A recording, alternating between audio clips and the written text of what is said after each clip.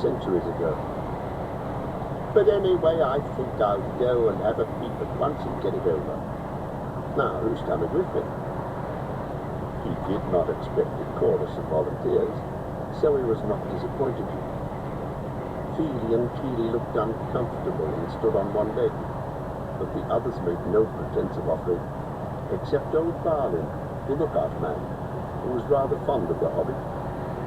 He said he would come inside at least, and perhaps a bit of the way too, ready to call for help if necessary.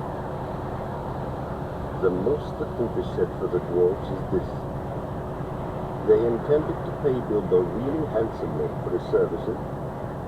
They had brought him to do a nice job for them, and they didn't mind the poor little fellow doing it if he would. But they would all have done their best to get him out of trouble if he got into it, as they did in the case of the trolls at the beginning of their adventures, before they had any particular reasons for being grateful to him.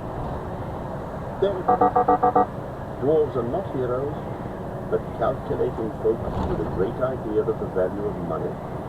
Some are tricky and treacherous and pretty bad lots, but are decent enough people like Thorin and company. You don't expect too much.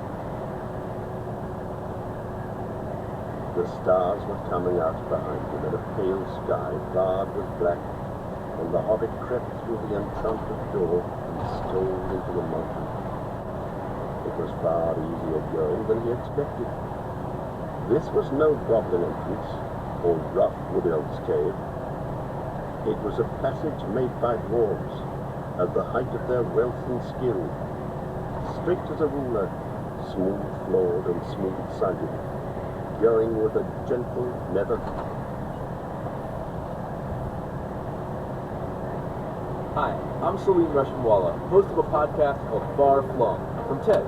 In each episode, I'll take you to a new place across the globe to get lost in a new vibe and tap into surprising ideas. From tiny suspension bridges in the mountains of Nepal to journalists who've taken the city buses to deliver the news in Caracas. Let's tap into what the world is thinking on Far Flung. Stay tuned after this episode to hear the trailer.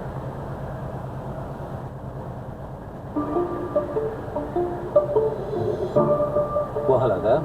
Welcome to the TED interview. This is Chris Anderson. Now then, this episode may start out sounding a bit like bad news, but it really isn't. By the time it's over, it's going to sound like very, very good news indeed. Because this is the handover episode where I am in conversation with Stephen Johnson.